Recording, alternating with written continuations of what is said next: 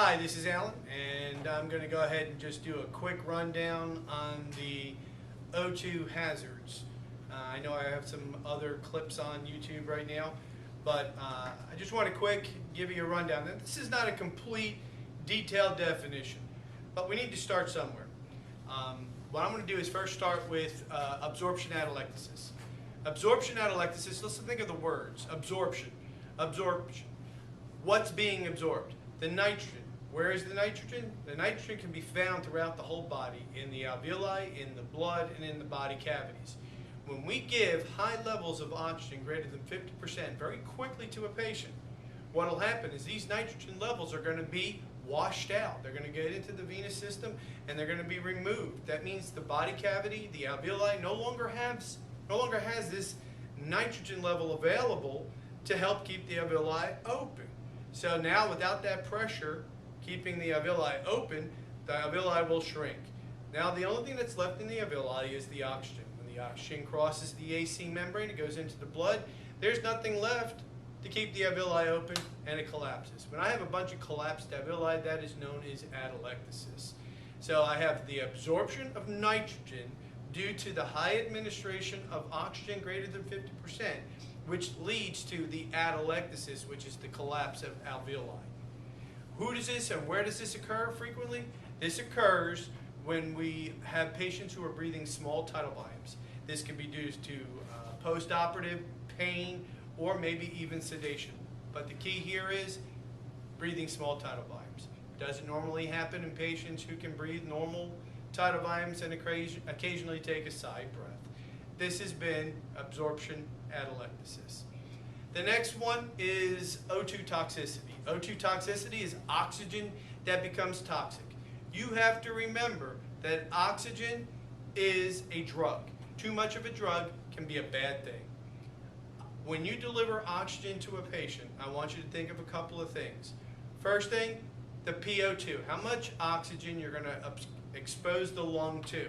And that PO2, okay, the amount of PO2 that we expose the lung to over a period of time.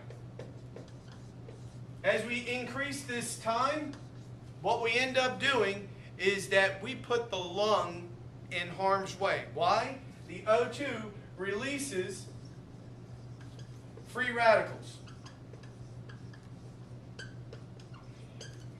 And in my book, being radical is probably not a good thing. And these free radicals being released in the lungs are going to destroy type 1 alveolar cells and proliferate or multiply type 2.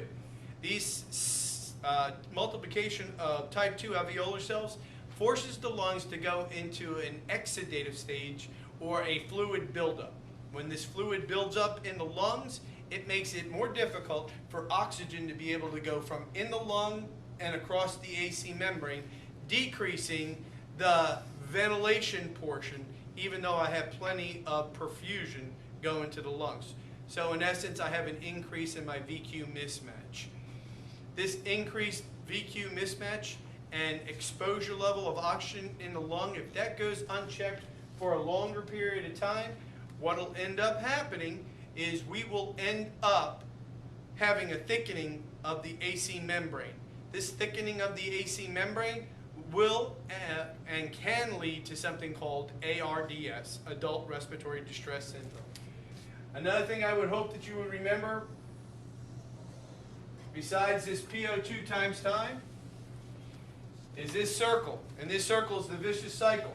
Why do we give a patient oxygen? Because they have a low partial pressure of oxygen in the arterial blood.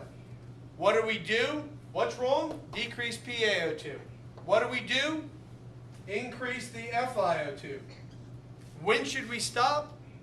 When the underlying condition that made us put the patient on oxygen has been resolved.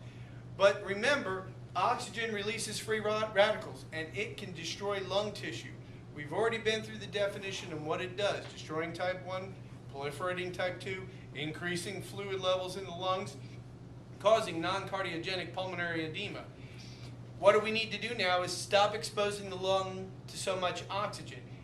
But if we, the respiratory therapists, don't do this and don't keep a close watch on the patient, what will end up happening is Well, initially I had a low PaO2, I increased the FiO2, and guess what? My saturation in PaO2 improved, but my exposure to the O2 still continued on at a longer, increased time of exposure to oxygen in the lung. So what ends up happening? I end up increasing the FiO2 even more, destroying more parts of the lung, furthering my VQ mismatch. So I'm going to have more of a problem with ventilation to perfusion. Perfusion's fine, but ventilation is having a problem because of this fluid buildup. Well, if this goes unchecked, PaO2 will further go down, knee-jerk reaction, increase the FiO2. Oh, that sounds real smart. Let's expose the lung to even more free radicals. All of a sudden, you're destroying lung segment after lung segment that it gets to a point where there is almost no ventilation whatsoever, just some perfusion going on, and that is called shunting. The blood is just getting to the lung and shunting right by with no gas exchange occurring. Okay? VQ mismatch, ventilation to perfusion, not having enough ventilation, plenty of perfusion. What is shunting? It is the same thing as a VQ mismatch, but shunting is a VQ mismatch on steroids. Okay, that's an analogy. It is a terrible case. It's a very severe case of a VQ mismatch. Now that was O2 toxicity. The next disease process I'm going to talk about is ROP or RLF, retinopathy of prematurity or retrolindal fibroplasia. This occurs in low birth weight infants less than 1 month of age. And typically these patients are going to have underdeveloped lungs or some have some kind of lung injury which is going to require them to be on some oxygen. Well, when we deliver oxygen to these patients, this special patient classification, what could happen, I should say, is that the vessels behind the eye, they will necrose and it will not feed oxygen to that back part of the eye. New vessels will grow over top of those necrosed or dead vessels, and these newer vessels are weaker and they will rupture if the partial pressure of oxygen in the arterial blood is still too high. Well, when these blood vessels rupture, they scar over, and then new ones grow, and they're weaker. If no one keeps an eye on the PaO2, they're going to rupture, heal over, scar, new ones grow.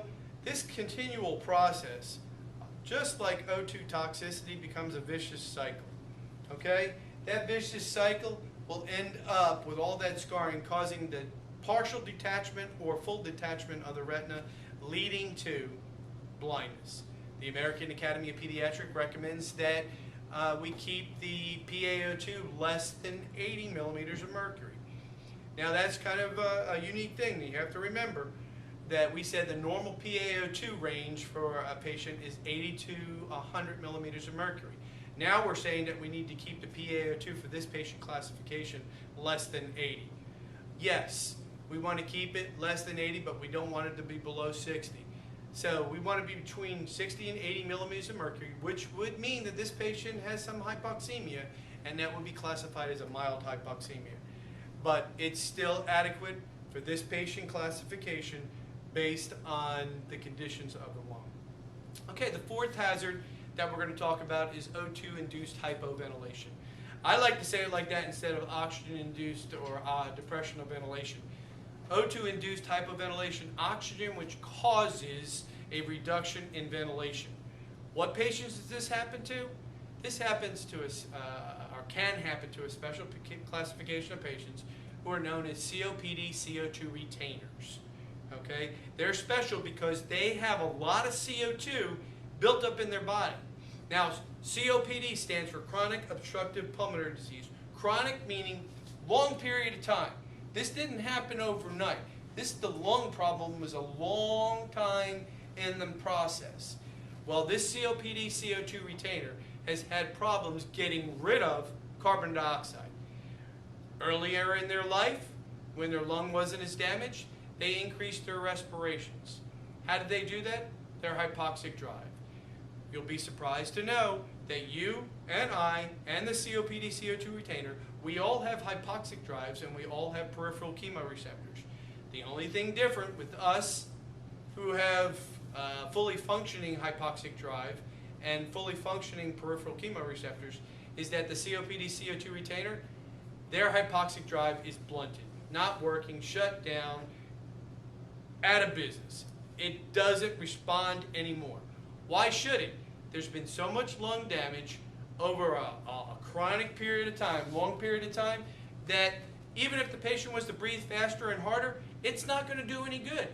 They're having a decrease in ventilation. They can't get the CO2 out of the body. So for all intents and purposes, the hypoxic drive gets shut down. It's no longer functioning. This patient breathes solely on the peripheral chemoreceptors, and this is a very crude and very vague definition, but it's going to respond, the peripheral chemoreceptors are going to respond to the amount of oxygen in the bloodstream. Well, if you deliver too much oxygen to a COPD CO2 retainer, their hypoxic drive is broken, shut down, not working, and they're going to breathe only by the peripheral chemoreceptors. So if you give too much oxygen to these patients, guess what? They're going to think that they don't need to breathe as much. Who's thinking that? The peripheral chemoreceptors. Why? Because you're administering too much oxygen. How do you prevent that? Don't give them too much oxygen. Most of the time you're going to see a COPD CO2 retainer on 1 or 2 liter nasal cannula. If you really want to make sure that they don't get too much, you can put them on a Venturi mask or air entrainment mask, probably 28 to 30%. Key, another thing I want to make a point here is do not ever withhold oxygen from a patient. Okay? If for some reason that patient requires more O2 than that, you can give it to them because you can help them breathe. But once the tissue in the brain or the heart has been destroyed because of a lack of oxygen, you can't get that tissue back. So, but we could intubate that patient if their drive to breathe was diminished. Okay, again, that was O2-induced hypoventilation. Okay, thank you. And if you have any questions, just send me an email.